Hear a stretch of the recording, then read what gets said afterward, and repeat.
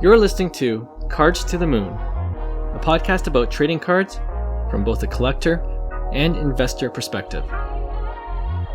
We hope you'll stick around for the ride as we take a deep dive into the state of the hobby, share some hot takes, hopefully some useful advice, and fun stories along the way.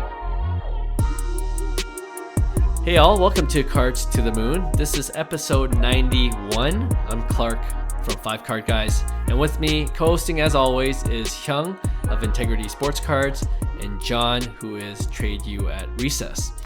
So by the time this episode airs, it'll be November, so we're recording in October, a couple weeks left in this month. So if we're in November, it means we're less than 2 months away until the Christmas season. So I always say, after Halloween, it's never too early to start getting people's names crossed off your Christmas shopping list. So in that spirit, and since we are a sports card podcast, I wanted to ask you guys, hypothetically, if you're going to buy one sports card as a gift that you think could go up in value in 2023, which card would that be? Ooh, this is a good one, Clark. Nice. For me, I picked one card that I thought had some legs and potential, because everybody kind of is looking the other way, because obviously Fernando Tatis is someone that a lot of people kind of like are saying his career is over. I think his career is far from over. Yeah. And back in October, this is mid-October, his Topps Gold PSA 10 sold for $294. Okay, damn. His Topps Gold. Yeah. So for me, I've seen that card as high as, I want to say, $3,000 at one point. Right. And it broke a huge resistance when that whole thing happened, and it started tumbling to 800, then 500, then 400, then 294, and then it kind of went up a bit, and then now we could potentially see a little more drop. So I think that this is a perfect time to kind of pick one up, because I think and we just got news that now that Tatis's team, the San Diego Padres, they're playing more, obviously, playoff games. These count as Tatis's suspension. So they said he could come as early as, I believe, April 11th or something like that, where he misses 10 games or something. So he almost has a full season going into next year, right? He'll be ready right after spring training. So I think when that hype occurs after kind of like that November, December mark, I think there's going to be an initial hype of kind of like that Tatis train. So I think the gold is really super low. I even looked at the sapphire. It's down to like $600, the PSA 10. So that could be also a good option. But this Topps Gold in particular, when I seen it under 300, I think I'm a buyer there. Pop 300. Is that the one? I didn't even know. Is that the one numbered to 2019? Yeah, 2019 exactly. Jeez. And it's a Pop 300 in that PSA 10. So Pop 300. Jeez. Yes. That's a good choice. That is a great gift. To myself. You know what? Before John, go ahead. Before Johnny goes, do you think if the Padres go all the way, do you think that will impact Tatis's value? I heard they won without Tatis. Yeah, exactly. Why is Tatis needed? You got Hoy Park, but at the end of the day, you can't. I mean, that's a good sign. I think great. Padres won without Tatis, but I also think that he there's no way that he will negatively impact the team when he's on the field. I think he brings so much tremendous value in all aspects of the game that nobody could say, okay, we don't need Tatis. Next year, I don't care. He's my starting shortstop. The year after, he's my starting shortstop. Right. And I know the Padres feel the same way. Whether it's outfield or shortstop, he has to be in the middle of the lineup, and to me, the Padres believe so too. They wouldn't have invested, the $300+ million in him at such a young age. So for me, it's like, I could see that argument, and I always hear that argument. To me, that doesn't change a thing, because it's just like Acuna. You could have used the same thing with Acuna with the Braves, in terms of always, being on top, but then Acuna is out and all of a sudden, they're World Series contenders, right? So it's like that had really nothing to do. Of course, Acuna is going to make the Braves stronger. Of course, Tatis is going to make the Padres stronger. Of course, Soto is going to make the Padres stronger, right? So for me, it's all the fluff. Like, you could speculate all you want, but at the end of the day, I'm not taking out Tatis in the middle of the lineup, no matter what. Yeah. Yeah, I'm with you. I just wanted to bring that point up because it's good point. Been I see argued. it. Yeah, for sure, absolutely. Yeah. All right, Johnny. Dang. All right, so if you're not as balling as Hyung to give away $300 Christmas gifts, no, this is mine. This is Christmas Wait gift till it's to my turn. myself, John. That's what we're saying, right? Treat yourself. Yeah. Okay. I was trying to see what would be available in the $50 range. Because that's kind of like a normal gift, and also, Right. There's a lot of $50 Secret Santa Fair. parties and all that stuff. So I'm gonna go with, and obviously normally you wouldn't go with base, but at this price point you have to. It's gonna be the 2018 Topps Update Juan Soto PSA 10, the paper. That card is going for $60 as of the time of this recording. And I think it, for maybe somebody who is maybe not into sports cards or just getting into it. Number one, it's a great gift. Somebody that's into baseball, it's Juan Soto. How could you go wrong? And then from an investment standpoint, I mean, yeah, it's base. Yeah, it's got thousands of pop as a PSA 10, but it's $60. What is the odds of that card? Even if the Padres win, like, it'll go to 100, it'll go to 120, it'll go to 180 when the market rebounds. Like, I think that this card, even though it is base, it's just too cheap, and I think there's some opportunity all around. So, yeah. Okay. I can't believe it's $60. Too. It's that's insane. That's pretty cheap. Yeah. No, I like that. Yeah, it's funny because the one I chose is just under 600. So this is for someone I really care about, right, guys? Yeah. Yeah, my wife will get this one. Yeah, Homer Simpson bowling ball. I don't know. That's pretty much the equivalent if I gave this to her. But just for this, just for fun, I chose the 2018. It's funny you chose the Topps Gold Tatis Hyung. I chose the Topps Update Gold for Shohei Ohtani 2018. Oh, nice. Yeah. PSA 10. I was looking to pull the trigger for myself personally when I was like 750, 800. The last one sold for 586. So wow. It's going down. Off season, maybe it goes down to 500 if you could find one. I think that's a pretty good price because I think, Shohei's going to play one more year, it looks like, for the Angels. I don't know if you saw on Twitter, but he's back in Japan now at home.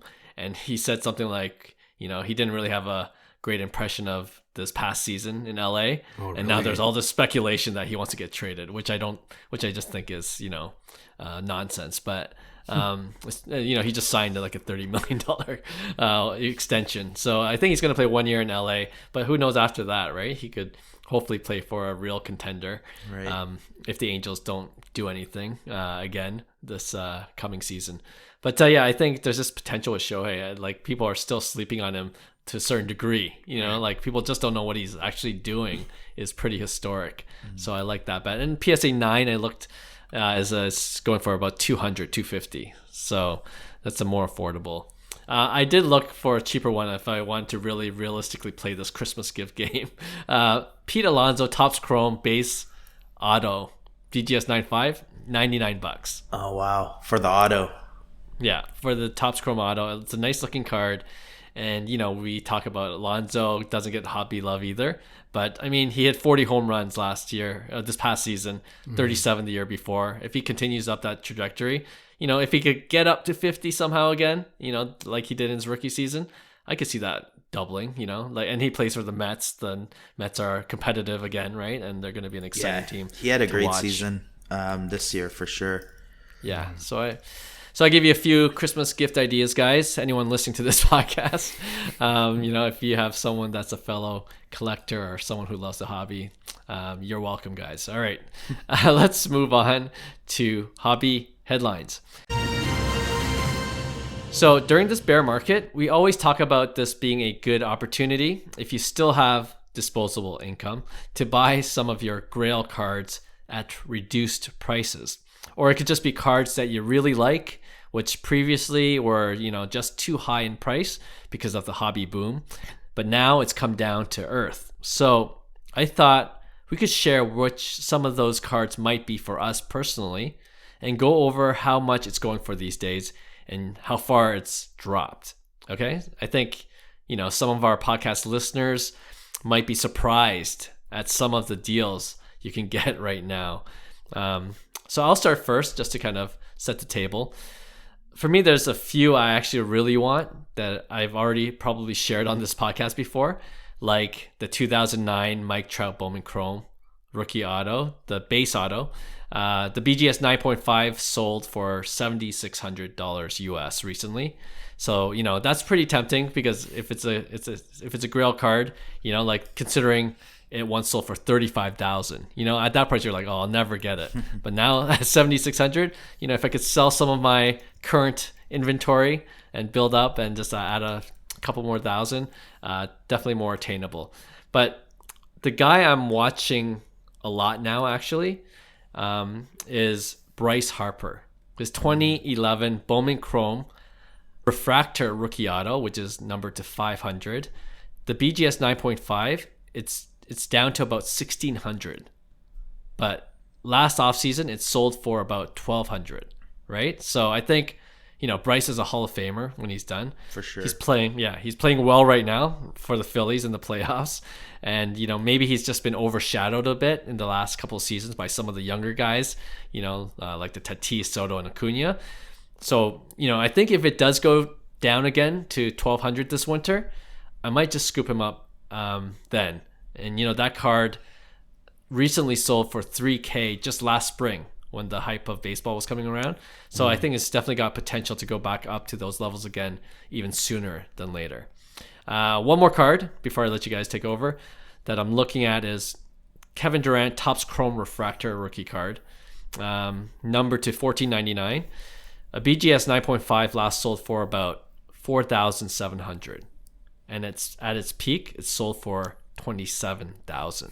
Wow! Right, so we're KD believers, right? He's too good to fade, and I think for sure another Grail card that's all of a sudden much more attainable for me. So those cards are firmly on my watch list right now on eBay, and just a couple of maybe cards that you might find surprising it's dropped down that much. But when the hobby hopefully picks up again, I'm pretty confident those prices will go back up too. I like it. I like your Bryce Harper pick because I think he is one of the most underrated players in the game, criminally underrated.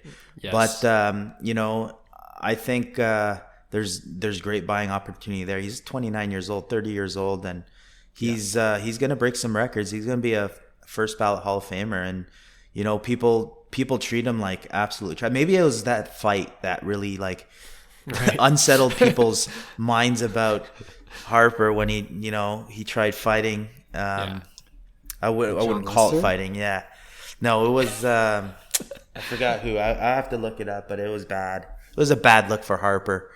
I think it's hilarious. The one where he fought his teammate? No. This was when he charged a mound. He threw the helmet. Yeah. Through the air punches. That became a huge meme.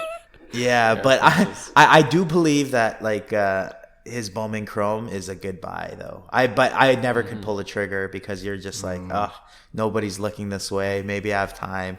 Maybe money spent elsewhere, right? So, but I do think that this offseason might be a good time to buy Bryce Harper. But I like your train of thought of Bowman Chromes. I think one thing that I've learned in the market is when everything's going good, every card is great. When things start tanking, everything but Bowman Chrome tanks, and that becomes the last to tank. And then it's the same thing on a bullish market.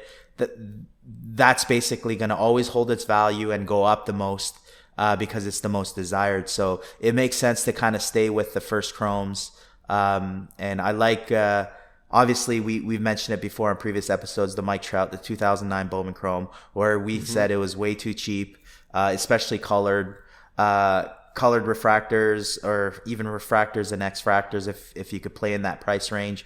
But the Bowman Chrome BGS 95 auto that you mentioned is like, I just look at pre-COVID 2019 Bowman Chrome Mike Trout prices, and they're probably hovering around similar prices. So if I just extrapolate in my head the graph from 2019, 2020, 21, 22, I see this huge Eiffel Tower, CN Tower, right. And then it correcting right back where it used to be in 2019. So for me, it's right at that price point where I think it's kind of good to go kind of get into a Trout, because us collectors that wanted the Trouts pre-COVID, it did not exist. Like, you couldn't, because at that time spending $10,000 was, you're crazy, right? So being able to purchase a 2009 Bowman Chrome Trout auto, I think is a great move if you're able to play in that game. And also sticking with Bowman Chrome, PSA 10 Juan Soto sold actually for $2,900.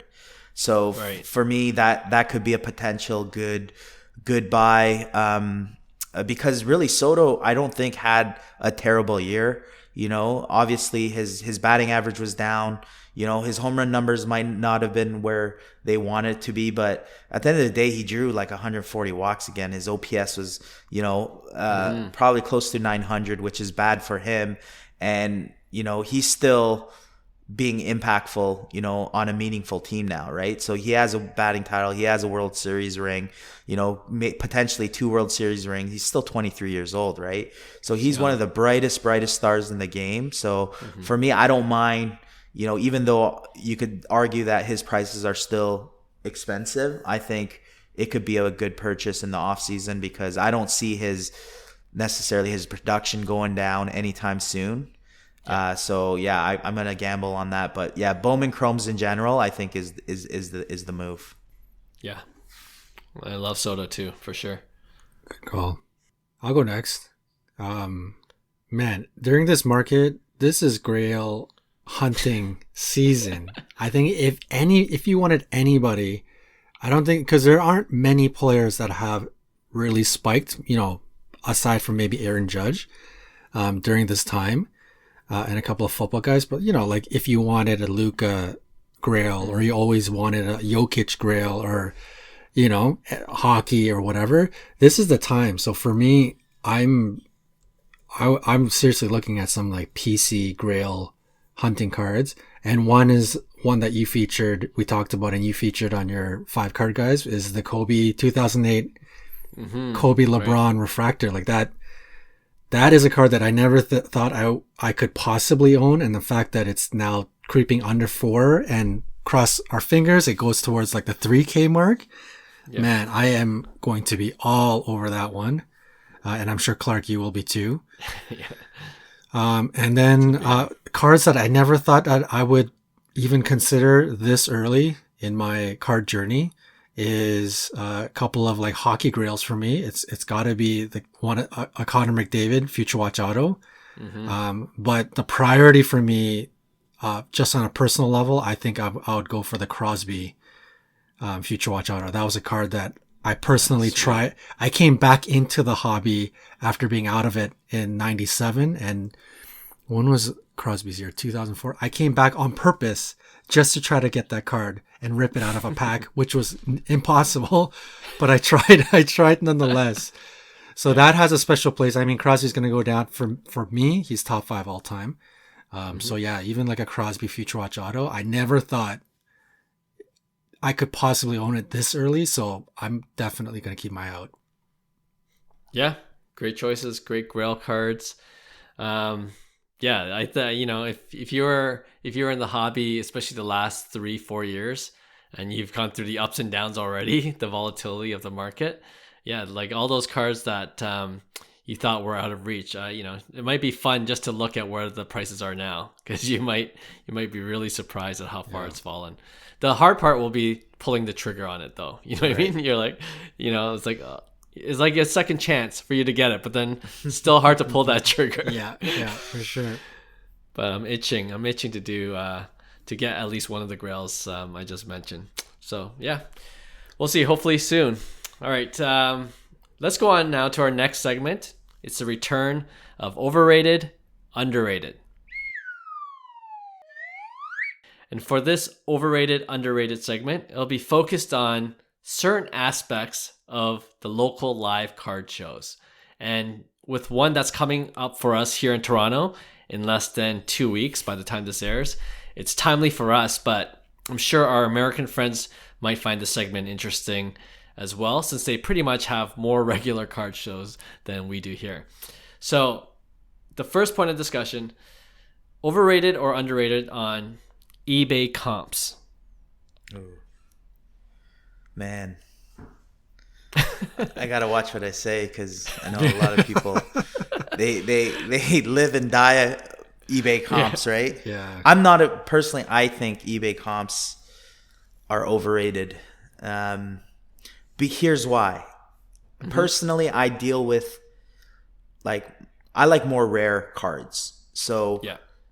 I know that there's not going to be many comps on it.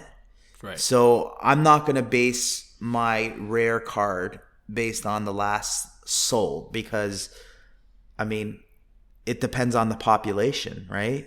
So I think a lot of people say, oh, because the eBay comp says so, you have to sell it at that. Hey, it's each individual's card, so it's their choice, and they're not bound to sell anything because I wouldn't sell it for comp if I thought it was too cheap.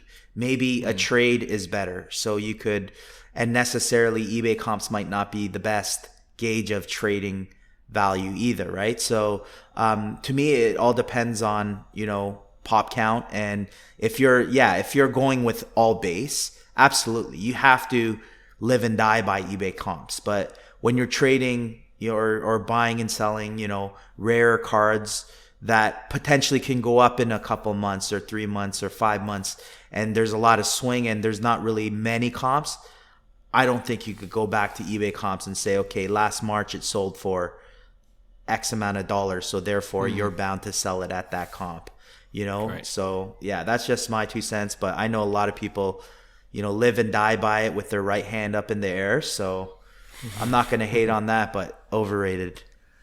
Do winning auctions that that went unpaid still show up as sold?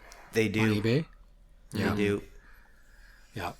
Okay. So that's a point I'm going to make too. I'm going to say eBay comps are definitely overrated. I get the argument for eBay comps because you've got the most eyes on it. It would probably most accurately represent the market when all is fair. But there's a lot of, eBay's system can be wonky at times. There's a lot of funny business going on a lot of the times.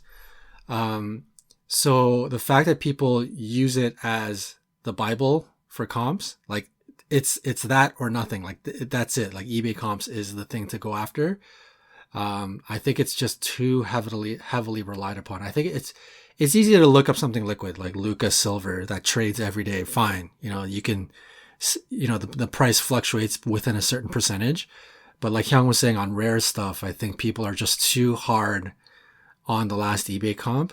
I mean, we're guilty of that. If we want to snipe at the lowest price, like the 2008 Kobe refractor, we're going to want it for $3,800. That's the last sale. But obviously the guy selling it's going to be like, no, that's not a real sale. That's like... So it depends if you're a buyer or seller. Exactly. eBay comps are overrated or underrated.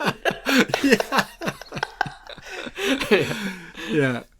That's true. So true. But yeah, I will say generally, I'm gonna say overrated. Yeah. I think it's going to be overrated sweep. And it's funny for like slightly different reasons. I think as more... there are different ways to get cards now, right? Not just eBay. And, there's golden auctions, there's PWCC, and, Card Ladder aggregates a lot more than just eBay now, right? And if you do your research, you'll know, like there are other avenues to buy cards, and you got to consider that moving forward. So I think, when I say back in the day, even like 5-6 years ago, it was just eBay mostly. Right. But I think that's with a lot of different ways to get cards now, and you can find, we've talked about this in a previous podcast, where you could find deals on other platforms if you do your research and you go there, and even Facebook groups too, right? Like there's so many different ways of getting cards. So yeah, I think eBay comps isn't it's still useful, but it's not the be all and end all, in my opinion. All right, second thing on the list here: venue size or number of vendors at a card show. Do you think that's overrated or underrated? Man, like normally we always wanted like a bigger card show, and there's more people, more transaction, but we all witnessed it where we kind of prefer the smaller shows where you could actually make deals. And I think it's overrated because I think these big deals, or like these big shows, like even the National, are kind of losing its luster because it's so expensive to set up shop now. You're talking, if it's multiple days, hotel, food, and if you're not doing this on a full-time basis where you're constantly pushing like profitable product, usually stuff that's not ripped, right? Or it's like you got it so cheap. But I just think that the bigger the venue size, the more disappointed card shows become, because I feel like there's a lot of expectation to create or make money, and I think there's a lot of disappointment over the last couple years, especially outside of kind of like that COVID bubble, right, where we are all looking forward to these big shows, and then these big shows come and we're just kind of like, okay, it's not what I expected, because obviously prices are kind of like all over the map. People aren't really willing to push some products. They're just trying to get rid of junk slabs. And back in the day, you could literally bring, just a wad of cash to like the big shows, and you're going to see cards that you've never seen before. Right? Yeah. It's not like that anymore. It's so flooded and saturated that I feel like it's not as good as it used to be. Let's say, right? So I'm going to say overrated on venue size and number of vendors. That just means more junk slabs if there's more vendors. Right. I see that point. I think I understand from Hyung's point of view. It's more on the business stance. I'm going to say underrated. I am a fan of the larger sizes. I don't, I think me, like I'm the hunter when I get to the shows. Right. I put in the work, and I think the smaller shows tend obviously not to attract, if it's a smaller show and some of the bigger vendors, sometimes they don't want to waste their time, right? They know that it's going to have low traffic volume. I'm not going to set up there. It's a random weekend on there's many of them going on. I'd rather just, go once, go hard at the expo, which is the big one, tons of traffic.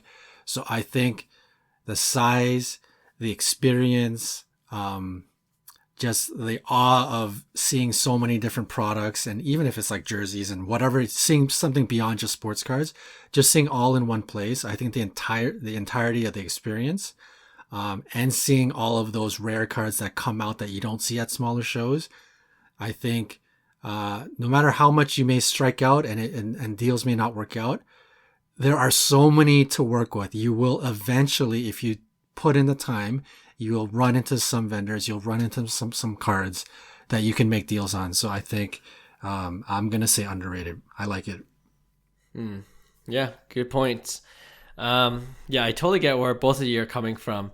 And I think when I thought about this, it's contingent on where the show is, because like in Canada, we always say it's predominantly hockey cards, right? Hockey cards is the main thing here.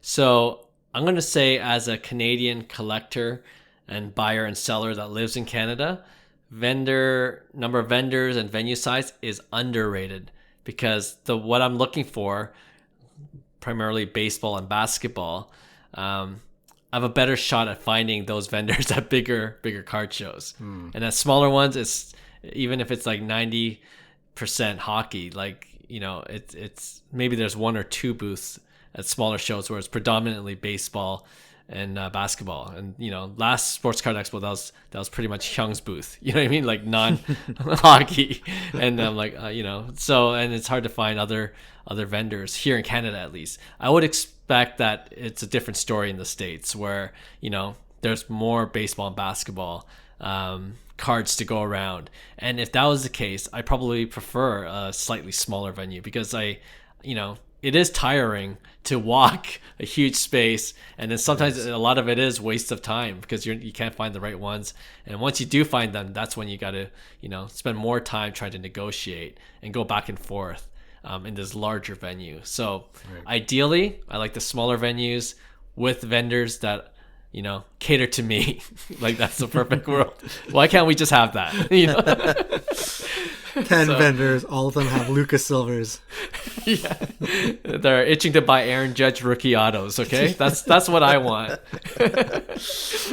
So if our American friends, our American vendors can just come up to the Sports Card Expo in November, that'd be amazing. But greatly appreciated. But yeah, I guess in our reality right now, I think it's just underrated because I like the chance and opportunity to find actual vendors that I'm interested in doing business with. All right, third item on the list: corporate brand presence at card shows. So that could be like any grading companies like PSA, SGC, Beckett, of course. Then there's Whatnot. We saw at the last Sports Card Expo. They're still messaging me. I ignored them, so hopefully they're not listening to this. But I ignored them. I had a chat with them the other day. Yeah, I see what they're doing, but they're just trying to run their business. For sure. But absolutely. there's eBay, PWCC, so that kind of thing. Right. What do you think about corporate brand presence at shows? You know what? I'm gonna say underrated because I think these shows, the purpose of these shows is not just card shows. I think it's a way to get the market better. And these companies are the fast forward thinkers that are trying to make the market better and put their product to market. And I know like the true hobbyists, they don't like, the corporate kind of like presence in these shows. But I think a mixture of sports cards. So if I'm let's just say a sports card attendee in a card show, I would love to go see stuff that has nothing to do with cards. Maybe it's a new company coming up with showing me fractional shares, for instance, or it's a new company that is launching their new platform where potentially I'm confused of it a bit and I could talk to someone face to face. It's in the same space as the whole trading carding aspect. So for me, I think I would like to see a little more of it where it's like a trade show with a bunch of trades being done with cards as well, right? So you have different elements of kind of like the card show, not just wheeling and dealing and trying to get rid of slabs. You have businesses there. You could purchase things that we normally can't purchase. I don't know what that would be with like PSA and whatnot and eBay, but just in general, having these new startup companies, giving away stuff, I think it brings the whole experience of kind of like the sports card show. So I think it's great for the hobby, and I'm all for companies growing in the space. So this is a perfect avenue to get your target market all in one spot. Yeah, I hear that. Agree 100%. Underrated. The three of us all studied marketing, so we have an appreciation for marketing. We can also be suckers for marketing. And, the corporate brand presence is a big piece of the energy that is live at these shows, right? If you go to a show with no corporate presence, it's in like a dingy gymnasium and it's just a bunch of dudes with tables.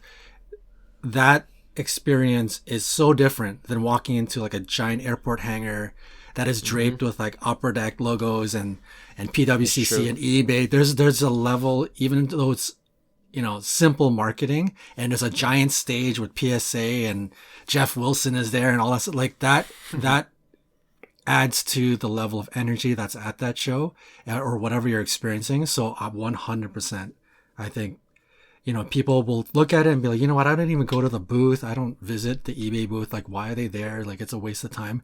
No, there's a reason it's underrated, and I think even their presence, whether you even visit the booth or not, the presence makes a big deal at these shows for sure. Yeah. Yeah, it's going to be easy, underrated sweep. I think it just, in a way, legitimizes the hobby as well, right. Just with all these bigger players coming into the picture. And it's just good that, to have certain innovators there with their goal of just trying to make the hobby better or more accessible. And, just growing the overall business of the hobby is just, general win for anyone that's in it, And, I know some purists are against it, but like at the same time, like every industry evolves and it has to sustain itself. And I think this is a natural evolution of the hobby, as and then it could go back into the whole collector versus investor debate. But as we talked with some of our previous guests and even on this podcast, like it's hard to just find pure collectors. You're right. Probably an investor as well, even if you didn't want to admit it. I think that's what Brian was saying, Cajun Cardboard, right? Yeah. So like I agree with that statement as well. So yeah, just corporate brand presence, I just think is a good sign of the hobby evolving and just becoming stronger, which gives me more confidence, especially during these times, during this bear market, that it's just not going to fade away or go to zero at any point. Because right. There's a lot of money invested in the hobby now, and they want to see their money grow too, right? So for sure. All right, last thing on my list is on-site grading services. So do you get your grades back on site, or is it just submitting? I guess it could be both. Because I guess PSA would offer like in and out service of like $500 right. And the upcharge you like $10,000 right for a really expensive card. Yeah. So something like that. Do they slab on the spot though, or is it how sometimes they just give the grade, like the pre-grading where they put into like a card saver? You know what? I've graded once with Beckett on site, and then they took my cards and just shipped it off. They'll mail it later. Yeah. It was kind of like you skip the whole mailing process. Yeah. You could submit right. there, and then it goes in a pile and gets submitted regularly. That's to my knowledge. I don't know if I've never done a in and out service that PSA offers before. So I don't know if you're talking about that, but I like the idea of on-site grading. I like the option that you don't have to mail out your cards. You could go out directly. Mm-hmm. And like when I started collecting, that was my biggest fear for some reason. And it's usually everybody's biggest fear. It's like they never graded before. They're like, oh man, I can't. I'd rather give this in person. It's a very valuable card. It's like $300 card, right? And you're just so scared to like ship it out. So it gives that peace of mind, the face to face, to drop it off. It's like, okay, I've submitted it. I got my receipt. Insurance is in play, so it's like all good, right? So that in that sense, I will say it's underrated.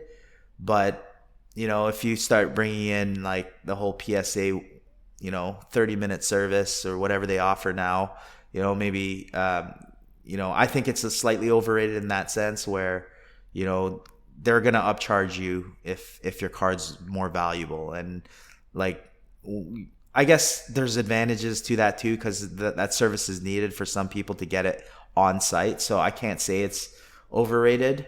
So in general, I'd just say underrated, but I do see kind of like the bad stuff about it too. Right. So okay. Yeah.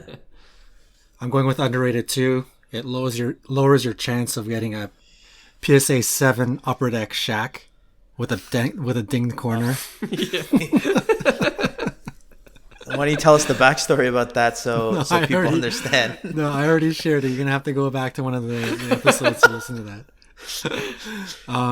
No, but aside from that joke, I think it's underrated because being the ability to skip that process, like you said, like even though we have now experienced grading and submitting and all of that stuff, it's an upcharge and it's a lot more expensive. But to just walk in there and skip that phase, number one, you're saving time. And, if you have a big card, like we're not talking like a $200, $300, like let's say you have a monster card, like a $50,000 Tom Brady. Like you have that assurance. Now it's in the hands and they're insuring it. Nothing is on me anymore. Like it's not about me sending it out and it gets possibly lost by FedEx or whatever. Like I literally handed it off to the company and it's all on them now. So I think that assurance, even if you are paying a bit more, to me, it's worth it 100%. I think it is underrated. I think it's a service that a lot of people should utilize, and easier said than done when you walk in there and it's like a 5-hour lineup or something, but yeah, the general concept underrated. Yeah. I'm going to say underrated too for the exact same reasons that you just mentioned, John. Like it's and Hyung, like it's really for peace of mind, like right. Hyung, you were talking about like those guys that are nervous about shipping. That's probably me. You know what I mean? I'm like, I don't know, like, is it going to get lost? How much insurance should I put on it? I don't want to get dinged with duties and all these other questions that come in play, right? So like, I just want to go up to the PSA booth and just drop off my card. Actually, that's why one of the reasons why I'm looking forward to the November show here in Toronto, my Wander Franco. Like, actually, it's becoming less, like it's still underrated in my opinion, but with group submitters, there's more options here now in Canada. So like I feel better with those guys, just letting them deal with it. So it's not as, I guess as beneficial as it used to be when they were here at these card shows. But I still like, the different services they offer on site. Like, I just found out one of the group submitters I usually go with for my Wander Franco, they don't ship anything that you want authentic. They'll do a grade. They'll submit any cards that you want to grade for. But if you just want it to be a PSA authentic graded card with no number grade, they won't ship that out for whatever reason. I'm sure there's a reason for it, but see, if I went to the PSA booth in November, I can easily do that. Say I just want this to be graded authentic, and that's it, right? So yeah, I like it, and again, I feel like as Canadians, we definitely benefit from those guys coming to the shows, so we can just drop it off with them and they just carry it with them across the border. We don't have to deal with that stuff too. Right. All right, another great round of overrated, underrated. We'll think of another new category the next time we do this in a future episode. All right, let's wrap up this episode with our regular weekly segment we call Pick One. And as usual, this is a segment where each of us come up with 2 cards or 2 players, and we debate which one we would rather invest in. All right, so let's ask Hyung to lead off as usual. All right, we're going to go, as mentioned earlier, we're talking about Juan Soto a bit, and maybe now is the time where, you start zoning in on a Soto card that you might want to, pick out. And 2 cards that I've picked out are both Soto cards, and I think they're both beautiful cards, even though John might disagree. One is the 26 Bowman Chrome Soto auto, which is his first auto, PSA 10, last sold, as mentioned, $2,900, which I thought was pretty cheap. And John, this is the card I'm referring to you because you absolutely hate this. I know. Hate this image. Versus 2018 Topps Chrome. It was actually a refractor auto, but I believe they don't call it refractor. It's the only auto. He doesn't have a base auto in that set, but it's Topps Chrome Update Soto Auto PSA 10, last sold for $3,500. I remember I think I sold that card at like $6,500 earlier this season. So this is the HMT 55. It is the HMT 55 with the sticker auto, yeah. And believe it or not, this is what a lot of people don't realize. Even though it's not numbered, right? There's an X Fractor that's numbered, right? I believe to 125, but the pop on the refractor is actually slightly lower, I believe. I didn't check, but last time there was a higher pop count on the X Fractor. Really? Even though that the refractor wasn't numbered. So it was an interesting stat because the X Fractor was outselling the refractors like crazy, but the pop counts were similar.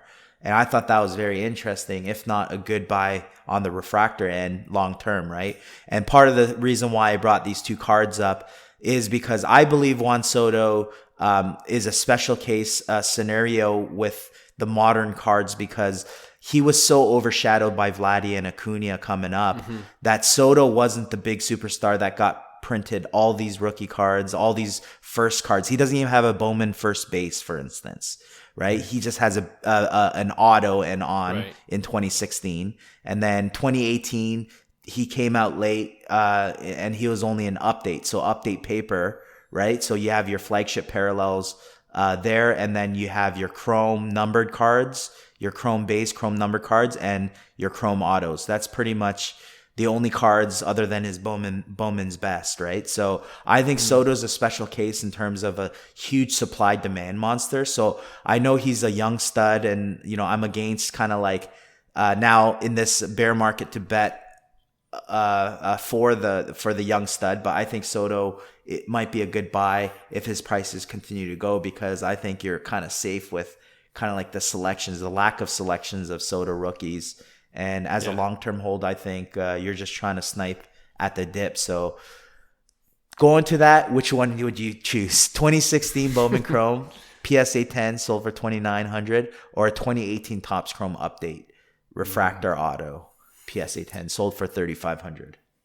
Another very similar tough 1v1 for me. It's the T-ball giant helmet Bowman first image that I don't like versus a sticker auto. This one for me, I'm gonna pick the 2018 refractor sticker auto. Wow. It's the image, man. I love the flagship image of Soto. There aren't many variations or off of the base, and especially with an autograph, this is probably one of the times that I'm completely accepting of the sticker auto. And I would say the rest of the market is also very accepting of the sticker auto for this particular card, because it's just so rare to get a flagship Soto card that is not base, or that is not a pink refractor or rainbow foil, like a very special SSP flagship image. So it's an easy one for me. That's the one that I would enjoy the most staring at, because I don't want to stare at the T-ball helmet. Easy one. Topps Chrome. Wow. Yeah, it's an easy one for me too. It's the T-ball helmet. the 2016. Come on, man. It's a Bowman Chrome. Like this is oh man, I can't. Yeah. You know what? If it was a refractor, yeah, it's because it's the base. If it was a refractor, I think it would change my mind. But refractor's in a different stratosphere in terms of price. That's right. Yeah. So yeah, I'm obviously more biased to Bowman Chrome first autos too. So that definitely plays into my decision. But yeah, it's an on-card auto. Nothing more to discuss there. It's a sticker auto. Come on, John. It's a sticker auto. I get it. The image is a million times better on the Topps Chrome than it is from Bowman Chrome. Yeah. Okay, I'll switch it up. What if it was the 2016 refractor PSA 10? I don't know what it goes for, 8,000 or 10,000, whatever the price is, versus the 2018 Topps Chrome Update gold refractor out of 50. Oh, the gold. The gold, yeah, the gold. All right. There are different hierarchies, sticker, gold, Bowman Chrome, top Chrome. Yeah, there's fair enough. But I will say this, John, to your point, I actually remember I bought the Soto refractor over the 2016 Bowman Chrome. Right. I actually did, because I had the chance to purchase both. I just thought the Bowman Chrome was overpriced at the time.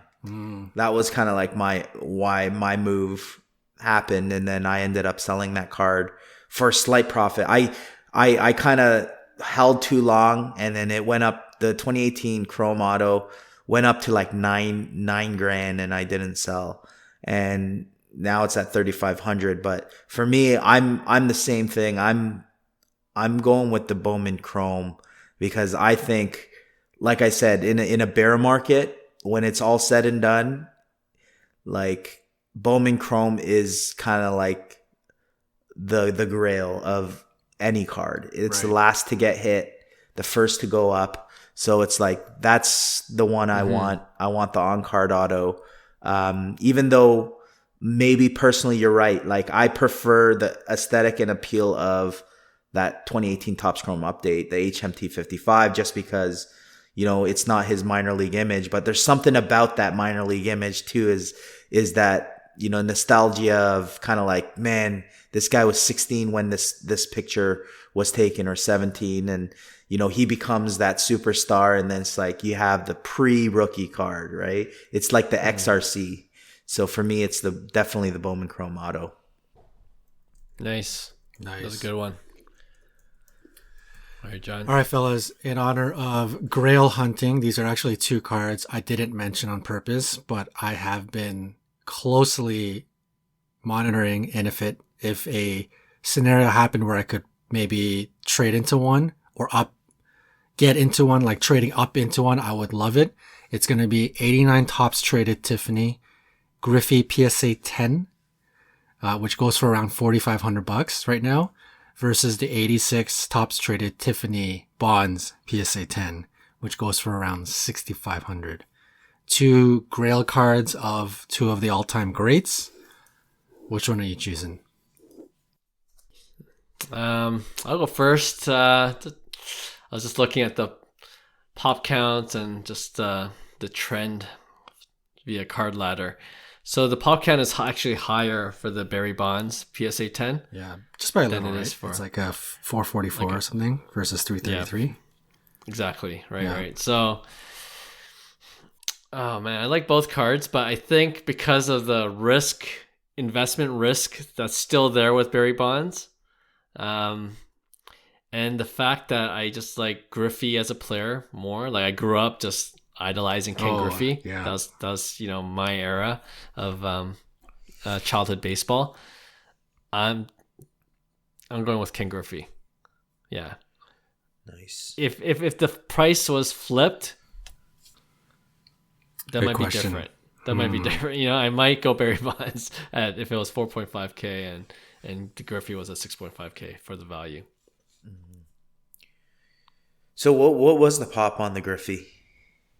333 and Versus? the Bonds is 444. Okay, yeah. So for it's Give 333 or and take roughly 444. about the same. Okay, so here's my thing. So if I were to buy a Barry Bonds card, it would be the Topps Tiffany 1986 for sure. And like by chance, like obviously PSA 10 would be kind of like the chase, but like if I were to buy a Griffey, I wouldn't buy a Topps Traded Tiffany. Good point. Because there's You know what the I Bowman mean? Tiffany too, Yeah, and for me, it's the upper deck or the that 89 is upper deck. it is the card, right? And Right. obviously, you know, it's a little cheaper because there's a lot more available, and that was one of the mostly printed cards I'd say, I guess. Probably of all time. Of all time. So there is that, but for me, like, yeah, I just feel like it's Griffey's, like kind of like more of a rare Griffey card that a collector would appreciate more than kind of like it's the Grail, whereas the Bonds Tiffany is like his Grail, in my opinion, right? Like you have other Bonds cards that are secondary, like his Leaf card, you know, his 87 Leaf and stuff like that. But those are second tier to kind of like his Topps Tiffany. So I'm gonna go Barry Bonds because I still think that once this is all said and done, Barry Bonds is the greatest of all time, and there's a reason why his name still stays on the top, to be honest, you know. And for me, it's like no one's gonna touch what he's done. And for me, his rookie cards come in an era where it was kind of like pre I guess the junk wax era. It's just on the tail end of it. So for me, like, yeah, the PSA 10 Topps Traded Tiffany is such a massive card that it's still on my Grail list. I don't think a Topps Tiffany Traded Griffey would be on my Grail list, you know? So for me, it's the Bonds, yeah. Yeah, that is a great point. That's not something I really thought of, but it's well said. I'm with you guys. I mean, Griffey was one of, if not one of my all-time favorite baseball player. We all idolized him. That's why sports cards in general blew up when we were young. Mm-hmm. Barry Bonds, I did not idolize him. I did not like him. Of course, I enjoyed the runs that he went on, and it was pretty awesome to watch. but I generally was not a big fan. But now that we're fast forward 10, 15 years, I don't know. My mind is softened on bonds a lot. And for some reason, and I think it comes back to Hyung's point about the Tiffany bonds being like the grail card. There's just something about that card. It's just alluring, and it makes me just want it. You know, it's like that shiny jewel. So it's the bonds for me, and mainly even from an investment standpoint, the fact that Trout is really starting to lose steam on possibly being called the greatest of all time, and now Bonds, you know, most likely hanging on to that mantle for the unforeseen future. Arguably, obviously not everyone's going to agree, but I think that's really going to start in the next little while, especially as Trout starts to wind down his career. I think Bonds' name is going to continue to be in a lot of these shows about talking about the greatest of all time baseball players and all of that stuff. I think Bonds is going to be up there. So I think this card's going to continue to stay relevant. So investment wise too, I think it's Bonds all the way. I'm just going to throw out a stat I just checked out, and it's so ridiculous. Bonds is playing Nintendo in the in the 2000s. Like, I'm telling you, he had 162.8 WAR. Wow. In 22 seasons. 162. Like, that's so ridiculous. That's some massive production. And right. 298 career batting average with 762 home runs, you know, which is first. He leads all time in walks, which is 2,558. You know, so like to me, it's Can you just imagine how many more home runs he had if he intentionally walked? And just to put into perspective, so 162 WAR. Okay, Griffey's WAR was 83, and that's a Hall of Famer. 630 home runs, 284 career. Yeah, like Griffey was my guy too. You know, same 22 years, but in that span, Bonds basically managed to double Griffey's production. Right. That is insane. I just thought I'd throw that out there. And to me, it's like, that's important because you look at the Manals that sell for these millions, right? And then it's like, okay, I get it. It's more of an art piece than anything. But then we're talking about Mantle was a great baseball player and possibly one of the greatest of all times in that list, right? Obviously, he's down that list because he didn't play enough seasons, in my opinion. That's what hurt him. But Bonds played enough season. He leads in home runs all time. You know, he leads in walks all time. He's probably up there in WAR, 1 or 2, has to be all time. So for me, it's like, why is this card so cheap? You know, it's because at the end of the day, it's the whole steroid thing, right? And for me, that all is going to pass. That all, the next generation, they're not even going to care about that, right? So it's like, for me, it's just the timing of everything is just off for Bonds. Like the last, I'd say 10, 15 years, it hasn't been Bonds' kind of era. But I think one day there's going to be a time where it's going to be Bonds' era. He's going to deserve every single thing he's done for the game. McGuire, Sosa, all of them, they grew the game in ways that, you know, people don't understand the importance of what they did for the game in the era that they were in, right? And I played baseball during that era, and let me tell you, there was a lot of that stuff going on, and nobody batted an eye, nor did they want to. So it's just saying it is a business, and it's unfortunate, but you can't penalize a guy for doing what he did when other people were doing it. Right. So that's my 2 cents. I didn't want to go there because obviously people are gonna just start throwing stuff at me. But yeah, Topps Tiffany bonds, 168 WAR. Yep. All right, it's a bond sweep. I changed my vote. That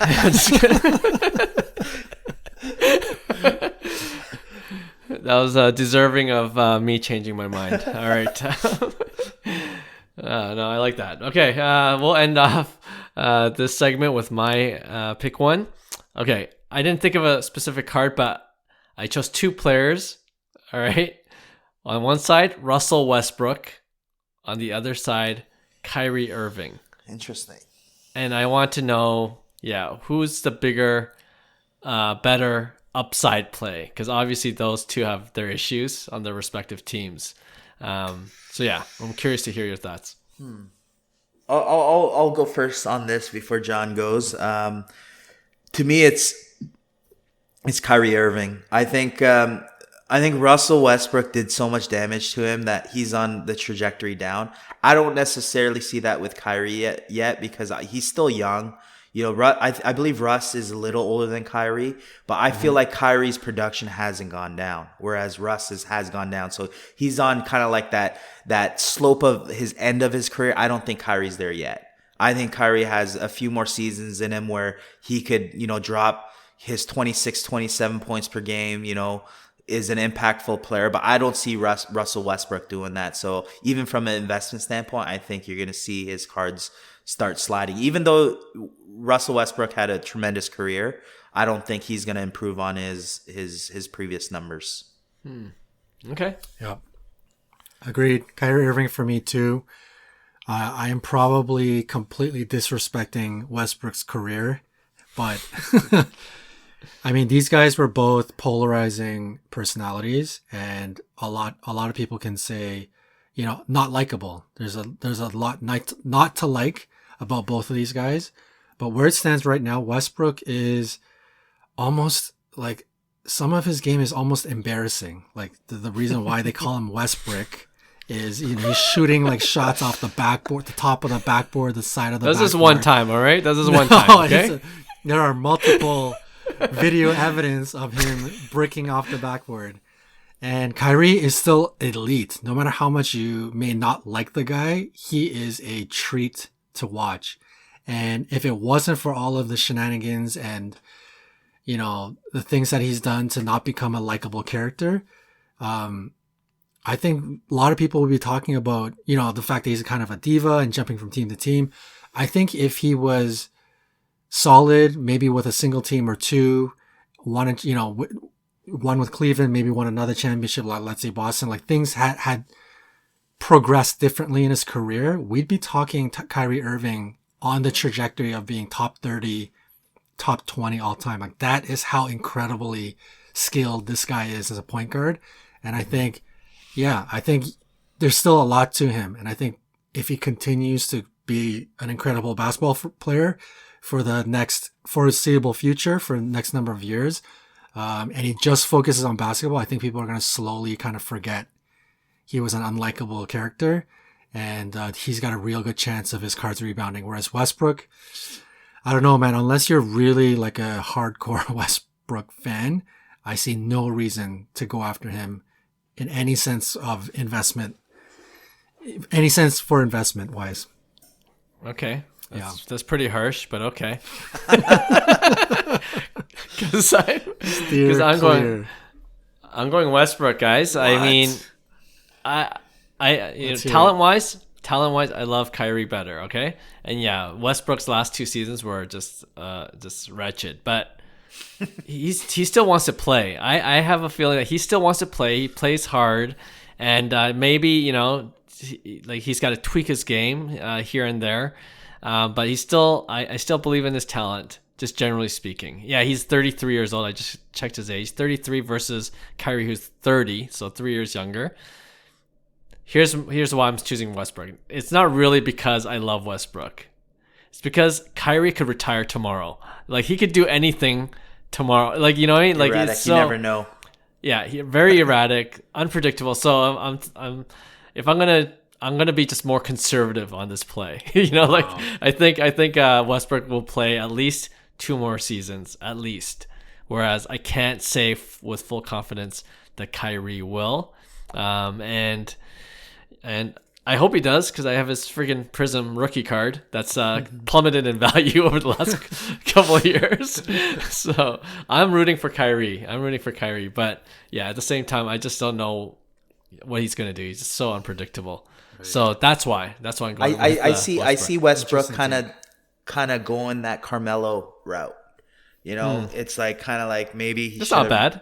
Yeah, well, no, I mean Carmelo was amazing, right? And then you when you're at that age, 33, 34, you're kind of like, am I still impactful? And you realize, you know what, my performance is slowly dwindling. I'm not as fast as my first step is a little slower.